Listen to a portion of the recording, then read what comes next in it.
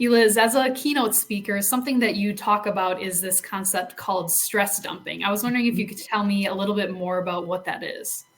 Well, I think we've all experienced it. It is when somebody comes and just kind of pours all of their stress on top of your head.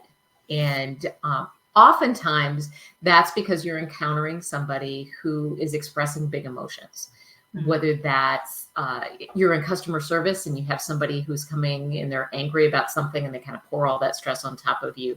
It could be your college student calling you and dumping all their stress and frustration about being new at college or whatever. The main part of the stress dumping experience is that because humans have empathy, our brains are naturally designed to mirror the other person's neurons.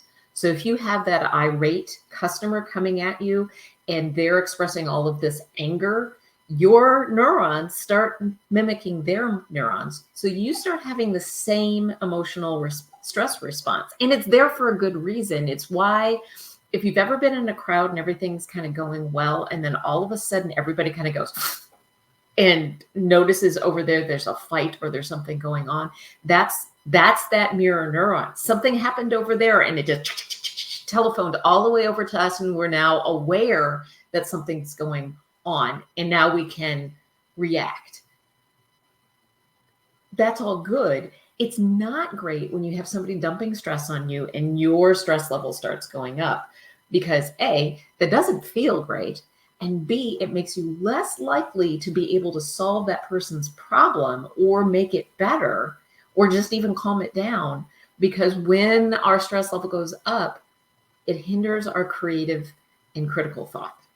So if we can find ways to recognize it when it happens, like, ooh, that person's angry, I'm starting to feel those symptoms, and we all have different kinds of stress symptoms, but we feel that going up, to then think about, okay, how do I interrupt this stress reaction that I know I'm having? What things can I do to bring that cortisol level down so that I'm not adding to the stress, right?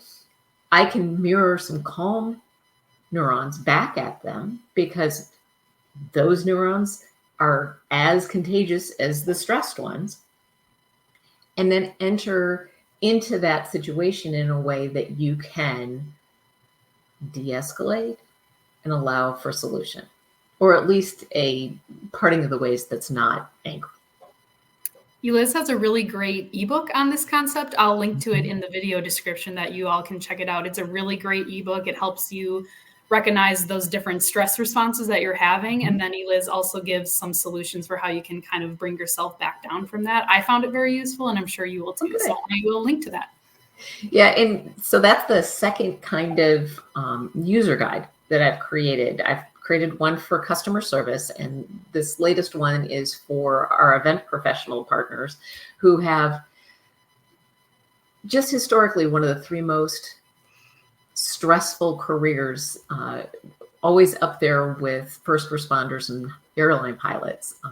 And anybody who works in the industry knows that event professionals have a high level of stress all of the time, but then at events, certainly it can skyrocket with all kinds of things that can happen. Mm-hmm. I like that these are tips that you can use in your job or at events, but also outside in your normal everyday life as well.